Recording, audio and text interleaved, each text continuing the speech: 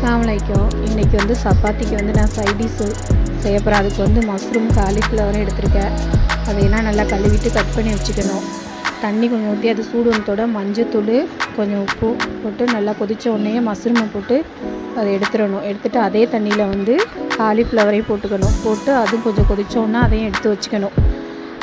இதில் வந்து பூச்சியெல்லாம் இருக்கும் அப்படிங்கிறதுனால நல்லா சுடு தண்ணியில் போட்டு அவிச்சு வச்சுக்கணும். எண்ணெய் ஊற்றி எண்ணெய் கொஞ்சம் சூடு வந்ததோட 2 வெங்காயம் 2 தக்காளி அதெல்லாம் நல்லா வதங்கினோடனே கொஞ்சம் உப்பு போடணும்.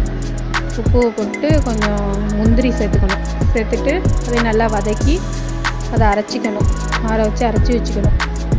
மஷ்ரூம் எல்லாம் வந்து கொஞ்சம் பெருசாகவே கட் பண்ணி வச்சுக்கிறணும். எடுத்து சாப்பிட்றதுக்கு நல்லாயிருக்கும்.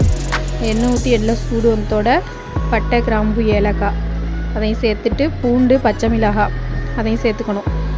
மிளகாத்தூள் சேர்த்துக்கணும். அதெல்லாம் நல்லா பொரிஞ்ச பிறகு இந்த அரைச்சி வச்ச பேஸ்ட்டையும் அதில் எடுத்து சேர்த்துட்டு கொஞ்சம் தண்ணி ஊற்றிக்கணும் கழுவி. கொஞ்சம் இஞ்சி பூண்டு 1 ஸ்பூனு சேர்த்து தயிர் கொஞ்சம் சேர்த்துக்கணும்.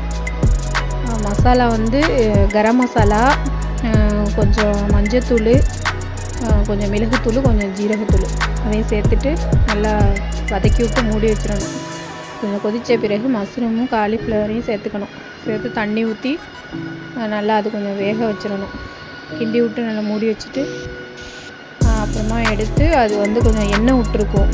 அது நல்லா கிண்டிட்டு இது வந்து நான் பட்டர் கொஞ்சம் வச்சுருக்கேன். பட்டரும் சேர்த்துட்டு மல்லிக்கீரை வந்து கட் பண்ணி வச்சுருக்கேன். அதையும் சேர்த்துக்கணும்.